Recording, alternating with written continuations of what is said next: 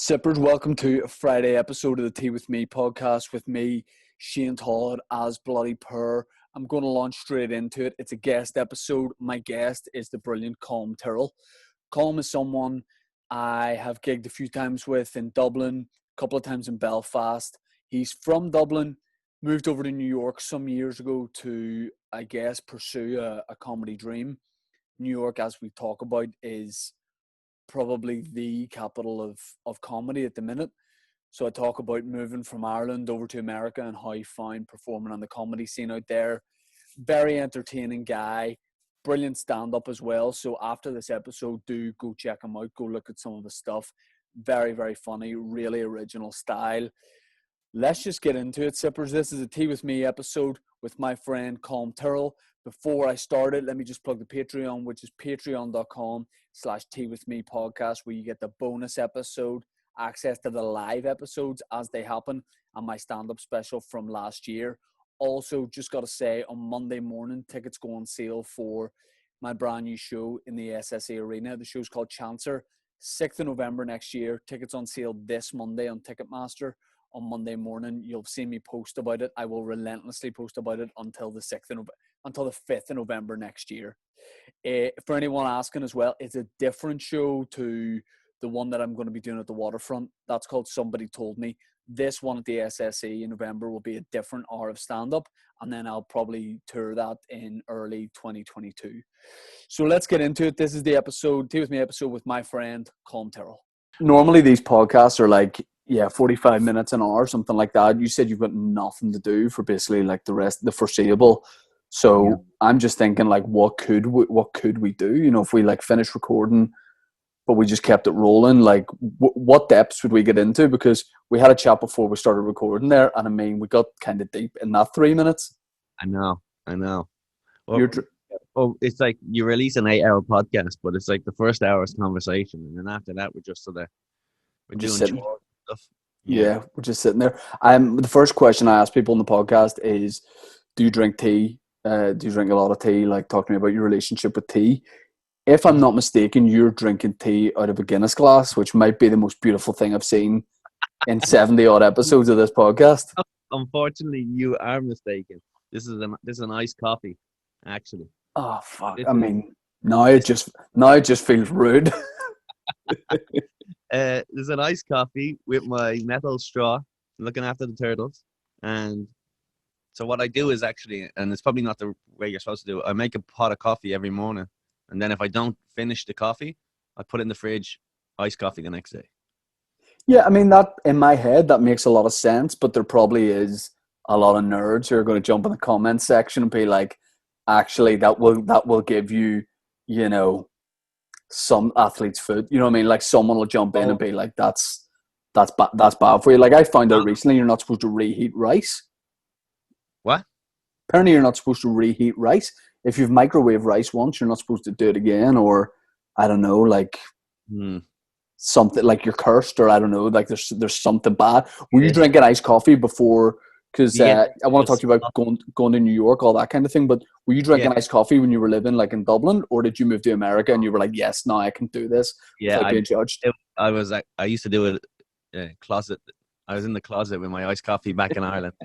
People would be looking at me. I'm like, what's that? And I'm like, it's a pint. I'm like, don't look at me. And then I came over here. It's a whole new world. You know? That's why you have it in a pint glass now. You're still just not confident enough. You're like, it's Bailey's. Don't worry about it. Just in case my dad fucking watches this, I'm like, no, I was drunk. I was drunk. I got loads. I haven't seen you. I mean, the last time I saw you was actually in New York when I was over doing some shows. You at that point, how long had you been in New York for? Roughly, like you've been in New York for about 4 years now, 5 years, 6 years now. Coming up, man. It was the end of 2014. I moved. It's one of the. I came back for one of the summers. But it's one of those things that everybody says as a comedian. You're like, oh fuck, maybe I'll just move to New York. Maybe I'll just move to LA. Even London feels like something that people always, and I've done it years ago. You'd be like, man, I'm getting out of here. I'm going to do this there. But you actually just did it. And it felt so weird because no one actually just goes and moves. And, I hadn't seen you for like I think the first time after you moved that I saw you was at the Edinburgh Fringe, and I was like, I totally see why you made that move, because I just remember like being blown away because your style was different, your delivery was. I'd seen you like 3, 4, 5 times before that, and I was like, you have learned so many skills in New York, but your act was still you, if that makes sense. Because it was just in, Yeah. it was in the caves in Edinburgh, and I was like, I see why that move is so beneficial. Like, did you? How do you feel your comedy changed going from Ireland to New York? Yeah, I guess it was weird at first because you kind of had to. I kind of broke. I had to sort of lose everything I learned, in Ireland, and then rebuild from the bottom. And then I had to try to remember all the stuff that I learned from Ireland too, because there's a lot of great stuff in Ireland. I love Irish comedy. It's sort of just, so small that it's hard to, almost make a living there. I find a weird an observation I always had of doing gigs in Dublin and around different parts of the south was, and Northern Ireland as well, in fact comedy here in general, is you're kind of taught to really perform, like engage with the crowd, almost like be a presenter, you know what I mean, like you make eye contact, work the stage. Then the first time I did some gigs in New York, I did some open mics, and I stood forward and really tried to make eye contact with people. And there was a lot of comedians in the crowd, and they fucking hated it. They looked at me like, this is not what we do. And they all perform with their backs to the brick wall stage, head down, kind of like no like punchlines, like a wink and a nudge punchlines. It was just material. So like I think the difference is massive. But when you first went, were you just doing the same set that you've been doing in Dublin, and then over time it changed, or did you? Yeah, I think so. If I remember, I don't think when I first moved here, man, just moving here was hard. I don't think I did an open mic for about fucking 5 weeks when I moved here, because I was just trying to move to a new country. I was just a young kid with no fucking money, so I was working and I was trying to learn the subway system, and then you start doing comedy, and it's tough out here too. The open mic scene here is brutal, man. Oh yeah, I've seen like a tiny bit of that, and it seemed like so clicky from what I saw. Like, I mean, I've performed a tiny bit in America. A lot of the places I've gone, like, so welcoming, but like the open mic scene in New York felt like people would just stand with their backs to you. Like, I'd always try and introduce myself to people, but not be like, full on. I'd just like say hello, and there was a vibe there that like, definitely like an outsider type vibe. Yeah, I guess it's just so many people here too. It's like you can't just be making friends with everyone. The natural. It's a waste of time to be talking to every comic over here, because they're not going to be doing it in a month or two. I remember the first time we gigged together was in RD. Is that a place? RD? Is that right? Yeah. Is that a place? I thought was it RD? I knew it was definitely that guy. Colum, I think his name was too, right? Or Alan Gurnan. Alan Gurnan. Yeah, it was New Year's Day. It was New Year's Day. Yeah, it was a 2 p.m. show or something, right? And it was like it was one of the first. I think it was the first time a booker from down south had actually like contacted me about doing a set. I did like a 10-minute set. So I felt like I didn't care if it was Christmas Eve. I was like, I'm going down to do this gig. 2 p.m. I was like, 2 p.m. Let's do it. Let's go. And it was like kind of middle of nowhere and like full nightclub. The place was packed. And I remember that being my first gig with you, I think, and it always stands out to me because you were wearing like an Inter Milan football top. And that is one of my top 10 favorite moments of any experience in stand-up. Because like, from the bottom, like you're wearing like shoes, jeans, belt. I'm like, yes, business. Comedy, get to the top half. I'm like 5 aside. I was like, I think he's booked in for 5 aside just after this, and he's just ready to make a quick move. I love that. Something about the confidence that I was like, I just love that he's wearing. Because I mean, for some reason, if it was like a Liverpool shirt or Man United shirt, it wouldn't have affected me as much. But the fact that it was Inter Milan, I was like, this is great. This is great. This is let me feel that there is some sort of future where I can just wear football gear because that's what I want to do. I'm sure that was a knockoff shirt too. I'm sure that wasn't real. I'm pretty sure that was because it was through the fucking ringer. I don't know who owned that. That wasn't even my shirt. I stole that from my brother, who stole it from someone else. Yeah, There you go. now to think about it, Milan had 2 L's and Yeah. Inter I Milan. remember that show, man, and I'm still angry. There was a couple of fucking naughty women up the front yapping because it was a free show that he gave as like a customer, like it was free for them because it was like a customer loyalty day. Right. We didn't charge anyone in, but most people just wanted to go drink in the fucking pub because it's New Year's Day. So then we were doing comedy at 2:00 in the day, and people are just talking, having a conversation. And I remember like turning around to someone, "Yo, can you guys not talk? We're doing a show here." And they were just like, "No, we're just going to keep talking. I'd rather talk and disturb your show than listen to you." And I was like, how much do people get like completely blindsided when, as a stand-up, you ask them if they would consider not talking so you can talk? Like, people are like, "What the like? Where did that come?" You know, people are like, Jesus. the audacity. Like, people don't understand it. And what about when people say to like a promoter or like security, "Oh, I didn't know you couldn't talk." Yeah, I'm helping the show. Yeah, I'm helping them. It's part of the show. Me throwing bottles of fucking beer at this. What did you gig much? Would you have done many gigs in like Belfast in the north? You were coming up a little bit, right? I did a lot. I used to drive up a lot on Mondays. When I started out, I would drive up to Pavilion. the Pavilion on Mondays. Yeah, nearly at least once a month I would go. I used to make sure that I would go to Cork once a month, Belfast once a month, and Galway once a month. Every other week I would rotate it around because there was nothing to do. That's how fun. When I moved to New York, that they do a thing called barking here, where they run bar shows, and which is just like a regular show, I guess.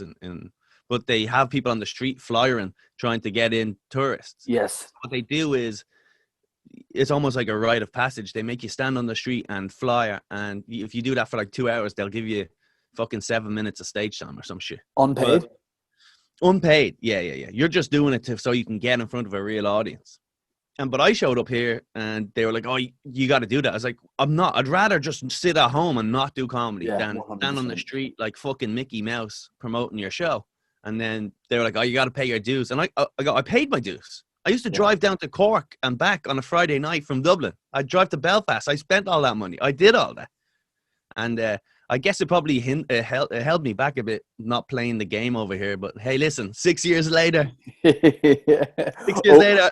Overnight success and just like, play the. I think you're right, because if people see you flying for a show and then you do the show, then they're not going to think comedian first and foremost. They'll think there's the guy that was outside giving me the flyer. I see that in Times Square. Is there a place called like Times Square Comedy Club or like LOL Comedy Club? Those guys fucking love it. They're the most hype guys I've ever seen in my life. Those guys flying are paid. They're on commission. Okay. That's people who are genuinely trying to just survive. So they're not comics doing it for stage. Right. So funny. LOL times. Bill Burr was in town last year, and he was doing a movie with Pete Davidson, and he was staying in a hotel not far from there, and he was on his way back from a show, and he came across LOL Club, and he came in and was like, "Hey, can I run a set?" And they're like, "Nah, sorry, man, we're booked." And the guy's like, "Well, I'm actually an experienced comedian, you know." And the guy was like, "You don't have to email the owner, man. I'm sorry." And he's like, "Okay." I'd love it if he gave him a sandwich board. He's like, "Listen, you do 2 hours, you come back in, you get 5 minutes." I wouldn't even mind. They're known for lying. That club. All the credits that they get. Yeah, they'll be like, "Jerry Seinfeld's dropping in tonight." Jerry Seinfeld. So they're probably promoting Bill Burr to people, and then he showed up to try to get a spot, and they wouldn't let him. Yeah. Why? So did you? Let's go back a bit. Did you move over to New York for stand-up, or did you just move over for something different? Yeah, pretty much for stand-up. I definitely knew I was going to be doing stand-up, and I kind of had a little bit of, because I'm very self-hating. I always felt guilty that I was able to start in Dublin, and other comedians had to move from the country. like, so there's like Chris Kent, who'd be a friend of mine. He moved from Cork to Dublin so he could get more shows. And I felt privileged that I was able to just be born there. So I was able to just do open mics and all that type of stuff all the time. So I said, in order for me to get better, I'll have to sacrifice like them. And it was either going to be London or America. And luckily I just graduated college, so I was able to get a year visa at the time. So I had like an internship bullshit. So I just said, well, I might as well do it now, otherwise I'll never have the opportunity. And then I just never came home, pretty much. I mean, it's such a, like, it's a ballsy move, and it's one of those ones where, like you say, I think people make so many sideways moves where they're like, let me move to this place first. Maybe I'll move to Chicago, and then maybe I can get closer to New York. But to just go, like, you can't be just going to do something. And I mean, I thought LA was like the comedy capital. I was like, this is where the best stand-up is. Went to watch some shows at like the Comedy Store. I was like, fuck the history. I was like, this is it. This is the best stand-up pound for pound I'll ever see. And then I went to watch some shows in New York clubs, and I was like, I haven't heard as much of these guys as I had heard of the comedians in New York, but the quality of stand-up is infinitely better. Like, everybody, in LA, it was a lot of the same act, just done by different people. You know what I mean? It was sanitized. It was like a similar. It was very like a polished show. Then when I go to New York, I'm like, oh fuck! Well, this is the stand-up that I like. This is so much more raw or something. I'm not even saying this just because I'm in New York, and I do love the rivalry because it's so silly to me. Because in a heartbeat, if I was in LA, I'd be saying the opposite. Yeah. I'm like a football player who's like, 1 year I'm playing for Everton, 1 year I'm playing for Liverpool. I don't give a fuck. But LA stinks, though. It does really stink for producing comedy. There's a lot of great big names out there, but in terms of what it develops, there's just they all want a sitcom, I believe. So they're always trying to showcase how animated they can be, on stage. So the only difference is, at least the big names still do comedy over there. The big names don't really do any comedy in New York. Like, you got John Mulaney, he doesn't really do comedy. Louis is here.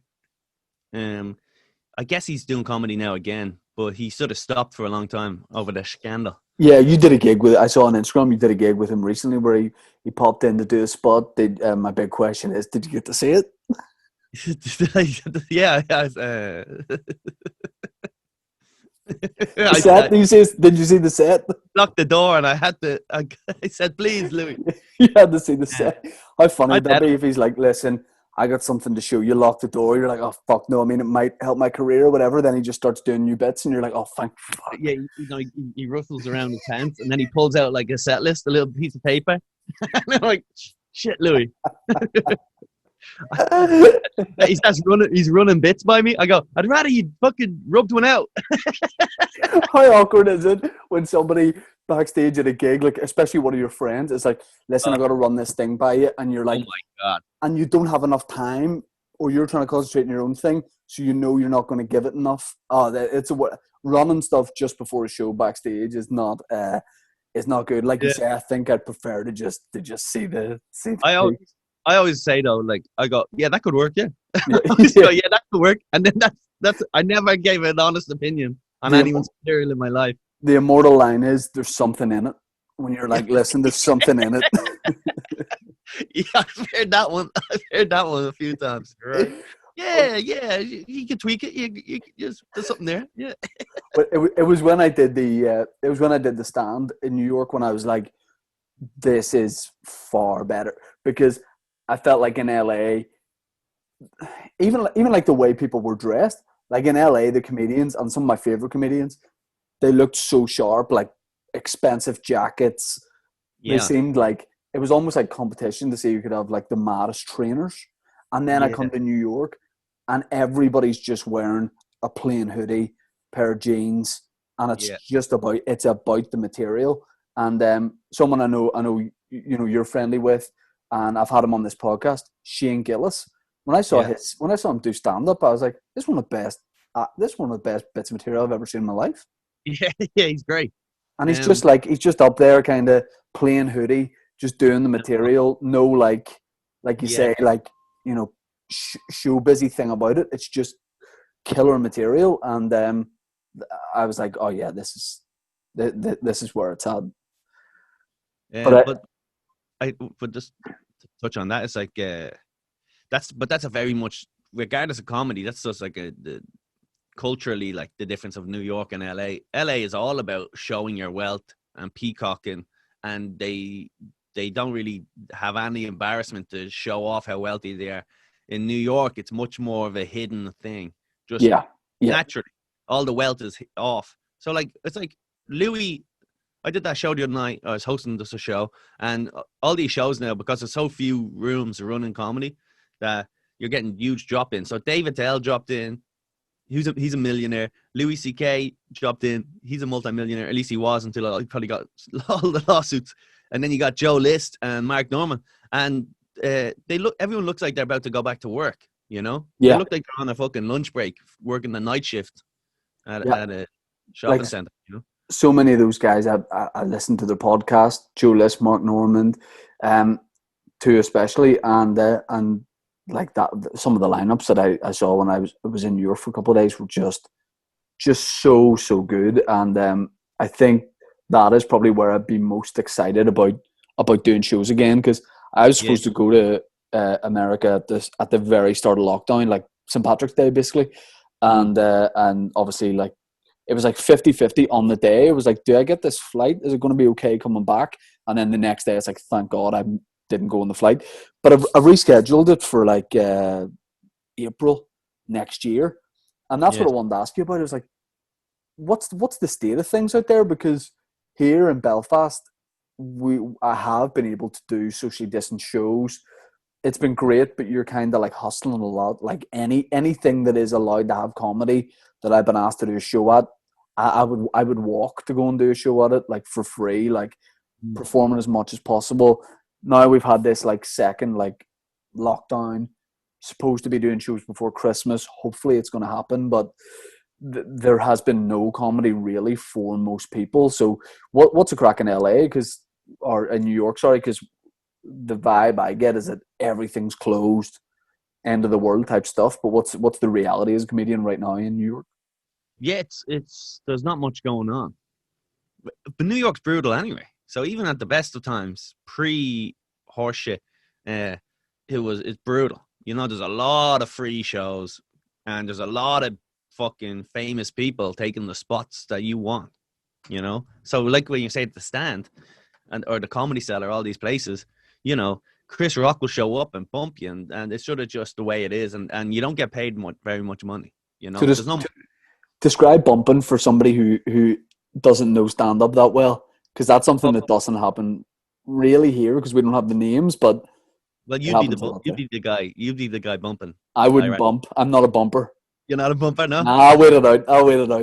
I would do it just for the thrill of it, and then I'll just go, all right, I did it once, and I can't do it again. No, I wouldn't. So bumping would be, although I'm not really sure how it works in the Comedy Cellar, but it's the idea that, like, say maybe what's that black guy who was in a coma after the car crash?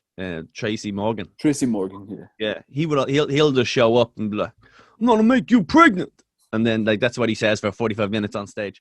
But he'll show up and go, I'm going to go up next. And they go, okay. So they turn around to whoever's booked and go, yeah, you're bumped. You're done. So, yeah, and this is the way it is, because he would have had to experience that when he was starting out. And I think a lot of it, from what I hear on podcasts and stuff, a lot of it can be, you know, you and me might be booked to do 10 minutes or 20 minutes or whatever. But if a star comes in and goes, I'm going up, there's no such thing as a set time. Like, they're going up for as long as they want to go up. And I think who's the black comedian in LA at the Comedy Store? Apparently, he used to go in and do like 2 hours regularly in the middle of like a packed lineup. He's just going to go and do. And Dane Cook apparently used to do that quite a lot as well. Like, okay, calling in to do a spot and bumping someone, it's not great etiquette. But just do a short set and go. I mean, to like hijack the night like that doesn't sound good to me. I don't think they do that really anymore. I think clubs became aware that it's not worth ruining the night just so someone can stroke their ego. Now, I Yeah. have heard that Chappelle would do it on a Wednesday night or something, but he would go up last and then just say, I'm going to talk for 2 hours, so you can leave when you want to leave. But he's not really, he's just adding to the show, you know? Yeah, I guess that's a good way to do it. And nowadays, they can't do it at the cellar either because it's so busy that they have a strict schedule. So if you show up to 15, you do your 15. It doesn't matter if you're Louis. As far as I know, maybe it's different over there, but as far as I know, is if it doesn't matter if you're Chris Rock. If the show's over, the show's over because they've got too many tickets. They got to keep it rolling. Is there like an Irish comedy community out there? Is there anybody else? No, it's me I and can't Katie think. Boyle. Oh yeah, You know Katie Boyle, do you? yeah. I know. Katie was on in Caroline's that night with us, but I think maybe I missed her set. Oh yeah. Um, So but I Katie's doing just, yeah, I know of her as like being somewhat like obviously someone from Ireland out there, and so like the Irish comedy scene in New York is you and Katie pretty much. yeah, I wish it was bigger, man. And if anyone ever came out, you know, like if you were ever out here, I'd love to create something. It's just so hard for people to get visas and stuff. And normally by the time you can get one, Yeah, like yourself, you're probably, you know, you Northern Irish guys fucking, you be selling out stadiums and shit. Like, so it's like, yeah, Yankee Stadium. I just played the O2 there last night, and now you're gonna go do an open mic in fucking Barford stage time. You're like, yeah, Oh yeah, 80,000 tickets sold last year. What? No big deal. You guys are crazy. And then you're gonna come over for this horse shit. Get bumped for Chris Rock. No hundred way. percent. I would yeah. I mean, there's just something about it though, where you're like, there's a real good stand-up scene in Belfast at the minute, but when you go away to somewhere where you don't have that kind of advantage of, okay, some people in this audience might have seen me before or might know some of my stuff from online, when that sort of safety blanket is away, because that's great at the time because Yeah. you kind of like you get more of a period of grace when you first get up. People will give you a bit more time, but when you go somewhere like New York or whatever and you do like the open mic, that's when you know if your material is worth anything or not. But I I don't, was but I'll sorry, tell go you ahead. this. For you, and this is true for a lot of acts. Like the comedy scene in America, especially New York, it isn't nurturing for certain types of or styles of acts. All right. And you've got a very sort of unique, I don't know, it's like, it's almost silly and it's like unarming little sort of semi sort of, they're not like hard punchlines, but to be like a little quip on the end or something. And that's something you developed, but the open mic scene here wouldn't have allowed you to develop like that. You would have been very much a start and stoppy. All that stuff wouldn't be there. So the fact that you were able to learn that in a different environment is so much better. So because I've seen you here and you kill, and it's so unique to see you because you don't have everyone else's voice. But if you were to start in the open mics, that would have been beaten out of you. And it's the same way. I know Jim Jeffries, he was able to become a storyteller by going to the Edinburgh Fringe and doing long stories. He would never have been able to do that if he started in New York. So he Yeah, might not have ever become the guy we all know and love now today, you know? that, So that there that's is a great benefit point. to being in different places, you know? Yeah, And I feel I also, having started in Ireland and done long sets and played in front of crowds and got paid when I was young, coming over here, I felt that I've always had that experience behind me. I don't know if I could have made it in New York if I wouldn't have made it through the process. I'm still trying to make it, you know. I don't know if I would have been able to had I not got that experience. It might have just been so much of a miserable experience, just banging out open mics every night with no response to anyone. that's a great point Not about the could have got through Edinburgh it, you know. Fringe. Great point about the Edinburgh Fringe, about the fact that you're doing 25, 30 hour long shows in a month. Mm-hmm. Like if you're doing the open mic scene in New York, maybe you're getting 3 minutes here, 5 minutes here. If you go to Edinburgh and you're doing your own show and then spots, you're maybe doing 50 hours worth of stand up, Yeah, which yeah. is huge. And then you take that back. Every time you do Edinburgh or like a big run of shows, I think you're always like a better comedian after it. Learn more about yourself and your set. So yeah, that's an interesting point, and I think There's you're right. benefit to both, though. There's benefit because there's a lot of English comics that are fucking brutal too, and that's been the Edinburgh Fringe's fault because they have nice fucking skinny jeans, Yeah, and Salon or any of those other dumb agencies send them up there and go, here, listen, do a fucking show about racism. It won't be funny, but they'll stretch out 5 minutes over an hour, and they'll try to teach you that, you know, hey, racism is a problem. And we're like, yeah, who are you teaching this to? We all know that, dickhead. So they're terrible. Like, English comics are really bad. English comics make fucking LA look like fucking gods. English comics. There's a benefits to both of them, you know? I should tell you that my 2021 show is going to be called Racism is a Problem. So you kind of fucked up for me. Shit, man. I'm sorry, dude. But you had to learn it somewhere. If it wasn't me, someone else would have said it. I think that's a great point about learning to do stand-up and then going somewhere like New York, because I definitely found out quickly that whenever I was doing some gigs in America in clubs, Ireland is so much about storytelling. It's so much about, you know, slightly longer bits and you're telling tales essentially. And I was going, if I had a 7-minute spot in at a club in America, I was going in with one story, and I was like, let me tell a 7-minute story. 2 minutes into that, people might have lost attention, might not have enjoyed it. I lost their attention. I've started the story, so I can't go anywhere else.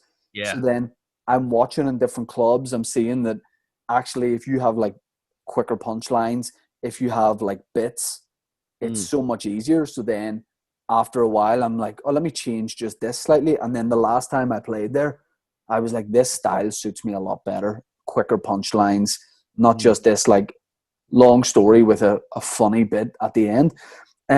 You're saying about making it, like, just from the outside looking in, like, things seem to have really actually weirdly, since the start of this like pandemic, I've seen like so much more of you. I've seen you doing loads of stuff with Legion of Skanks, which is, like, you know what you say about English comedy and probably the sort of comedians you see it live at the Apollo, the Edinburgh Fringe. That is the sort of comedy that people assume here that I'm into. People will go, what do you think of this comedian or that on the London scene? Usually I don't know, because it's not a scene I follow. I don't know. I look at stuff like all the American podcasts.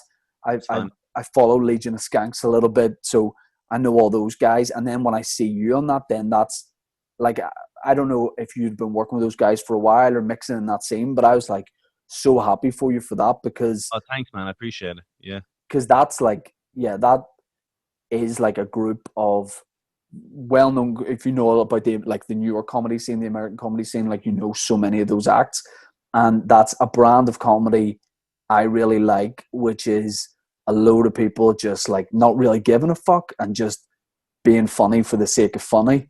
It's a lot of comedy you probably couldn't get away with in like the UK and Irish comedy scene.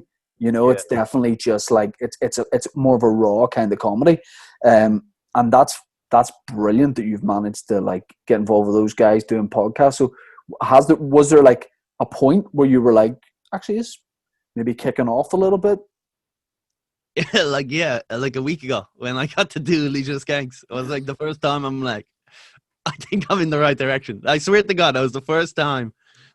Back in March, I was having a great fucking few months back up until the pandemic. I was getting past at clubs, which you did immediately, by the way, which I'll honestly admit, I'm so jealous of how fast you just achieved stuff that took me years to try to happen in New York. You showed up, and then next thing you know, you were just booked at the Stand for a week. And I was like, I've been fucking auditioning and going out there and hanging out for years. And then you were just like, I'm best friends with the owner now. But there's a reason for that. I mean, you might have heard my name get introduced as Russell Howard. I just lied. I mean, I just no, you did. Yeah. I was like, listen, that's so funny. No, listen, I mean, that's the funny thing about New York and stuff. You could probably just say you're Russell Howard, and they go, yeah, it's whatever. They'll just go, look at this limey fuck, get up there. Yeah, that's so funny. It's so funny too. I said, who did I see? What's that famous comic? He's a UK guy. He's not very good. I don't want to put in it. I don't want to guess anyone then. Yeah, he's a very good actor though.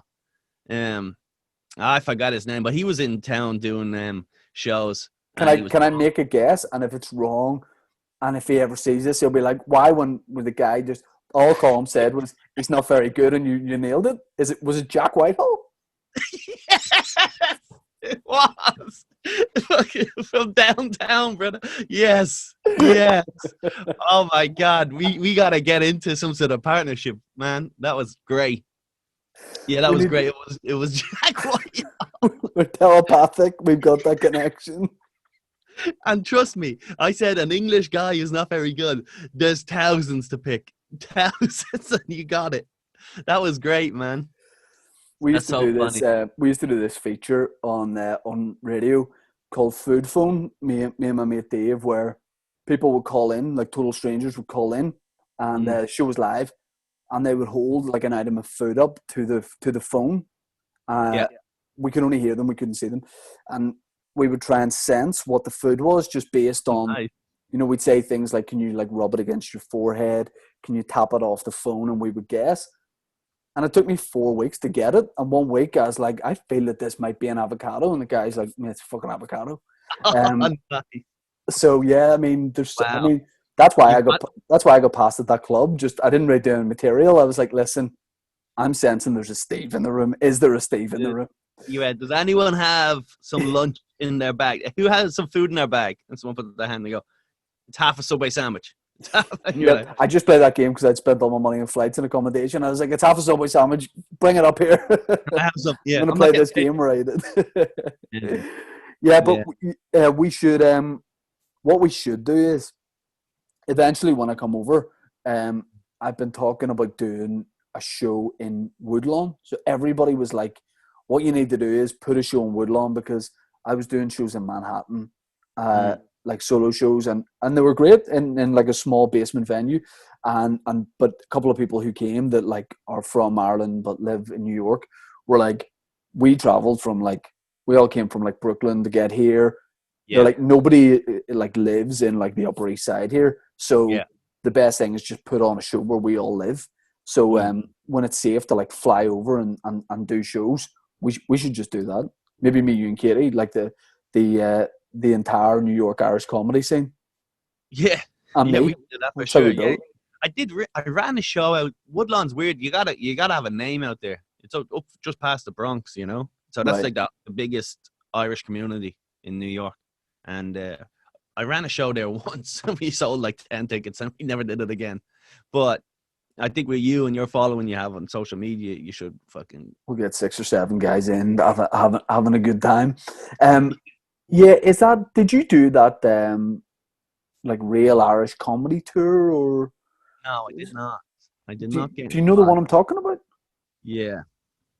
Yeah, okay, so there's a tour called the Irish Comedy or something like that, or it's called like the Irish Kings of Comedy, and it's a bunch of fucking guys called Flanagan from Boston, you know, and they bring out a midget or a little person who's dressed as a leprechaun, and they play bagpipes and shit, and they have a guy like, it's a comedy show, and it's like Irish bro, and everyone's walking around and it's like, ship it off the Boston way. They're like, they just do jokes about being drunk.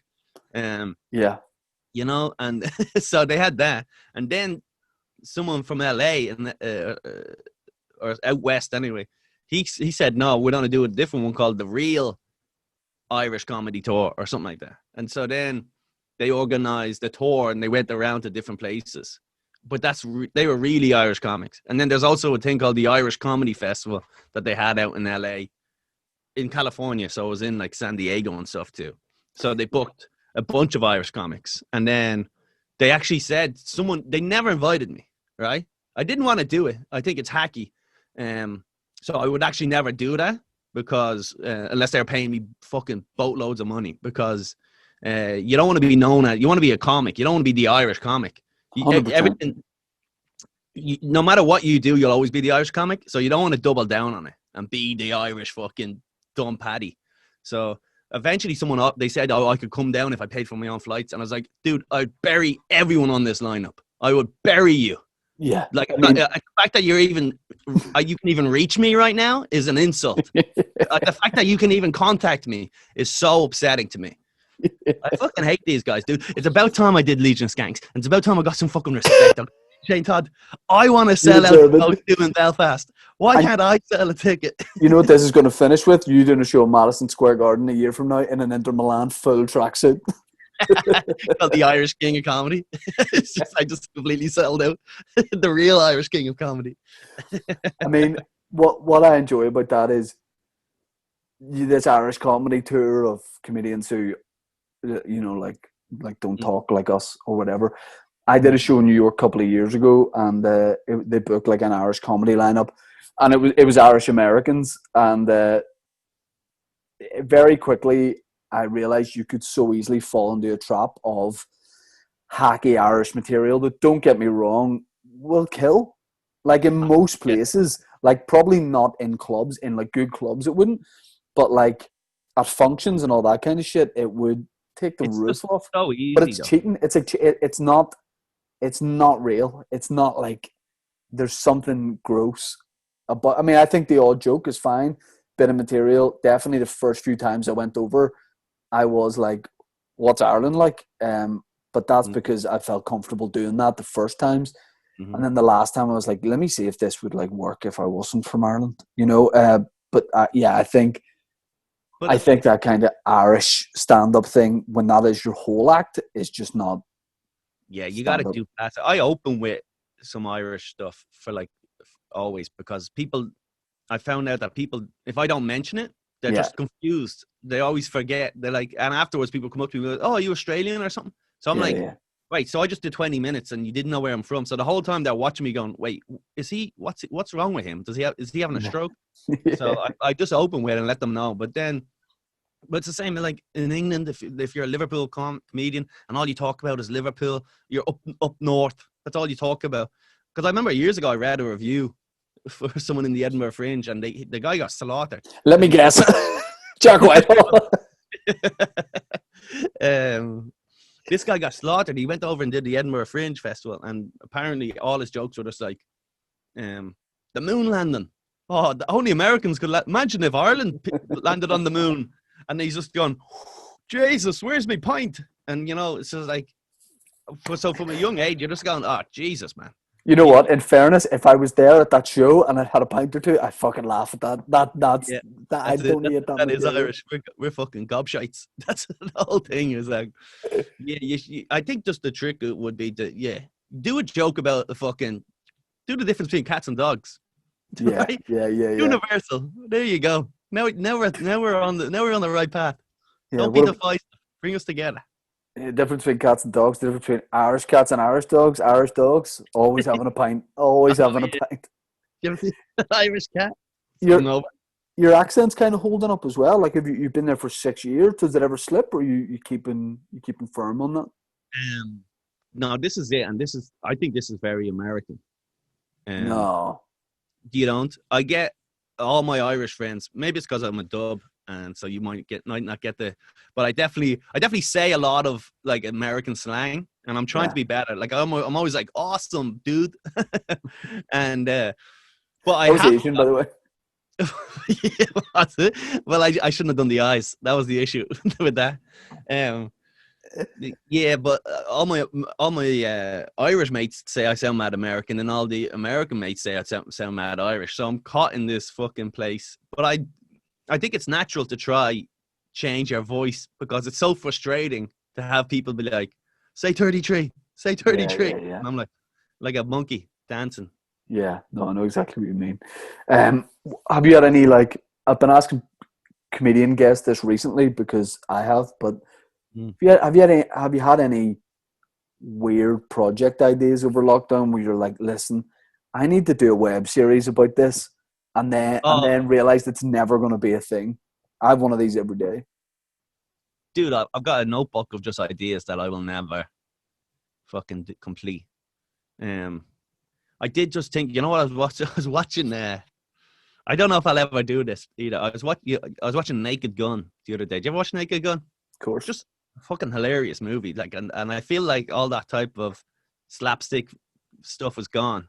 So I was thinking, me and my mate might try do like a fight, where it's like I'm a cop, I'm a criminal, and he's a cop, and then we'll fight, and I'll just be stupid. Like, he'll hit my head, and then like my eyes will roll around like a fucking slot machine, and all this money falls out of my mouth. And then I was just thinking, I wrote all this stuff down. I was like, I'm never gonna do this, though.